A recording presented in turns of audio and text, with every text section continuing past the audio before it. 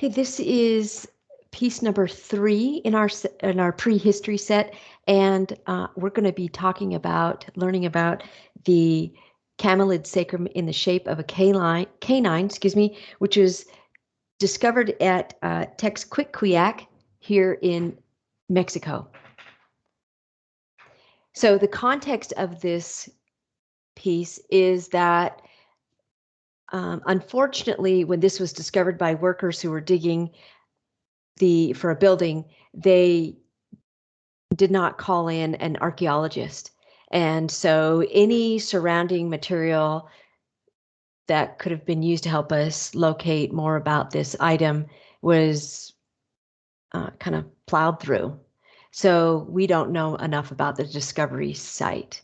So all we have is just the item itself, which is like, putting a basketball out of context of the basketball court. You'd know a lot about it, but you wouldn't know everything for sure. Okay, context for it that we do have, though, is that this is a camelid and a sacrum.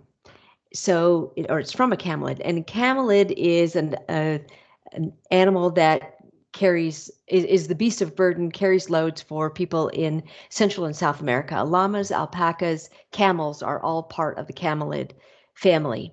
And there were no beasts of burden larger than those. Well, the camel wasn't there in Central and South America. So the sacrum that we have is this bone right here. Here's the hip bone set. And in between each of our hips, there is a sacrum, triangular shaped bone.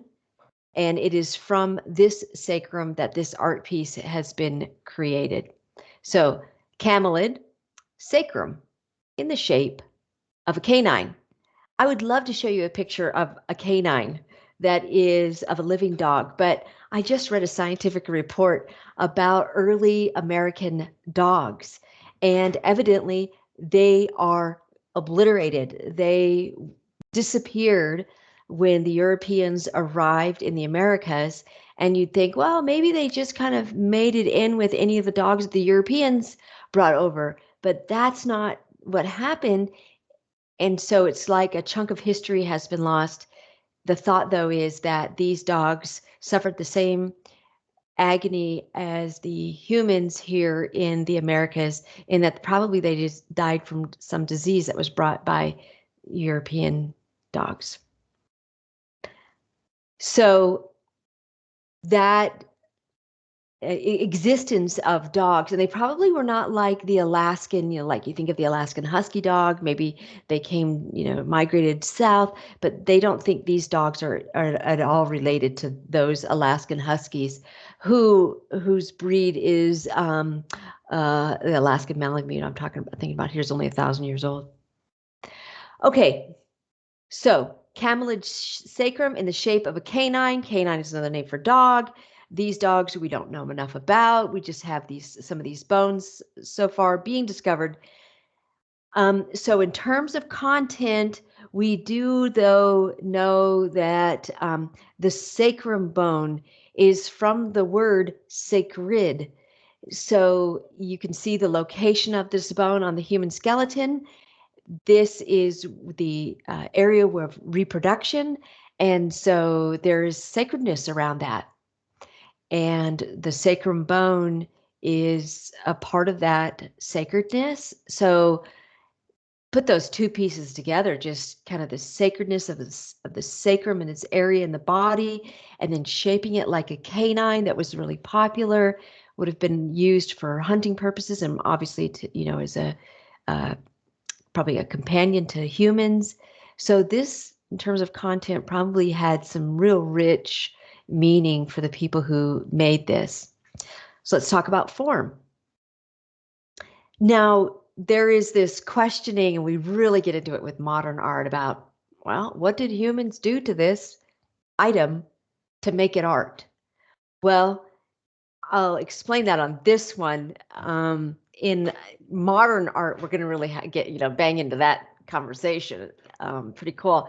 But on this piece, of course, there are, in terms of form, natural lines like this line that comes down here seems like an indentation, on a bone. This bone forms the ear. Perhaps there's some carving. Look at that. That does look like some carving going on here. But the lines for the snout, these have been honed by a human. The lines for the mouth were carved in. And so that is some of the work that was created by man. The holes may have been carved out more, but they were there naturally as well. Function. So it's pretty portable, right? Was it intended? We don't know because there's no written record and we don't have these carried into the present day. Was there like a leather strung through the eyes? Was it carried around somebody's neck? We don't know. But it is portable because it's small and right, just like the Apollo 11 stones. Was it used by a shaman? Was it perhaps put on the, placed on the top of a shaman, or was it placed on the front face of a shaman, worn like a mask? We don't know. Could have been. Could it be the representation of the spirit of an animal, a camelid or a dog? Possibly. We're not sure. Thus is the excitement of early man's art. Okay, camelid sacrum in the shape of a canine.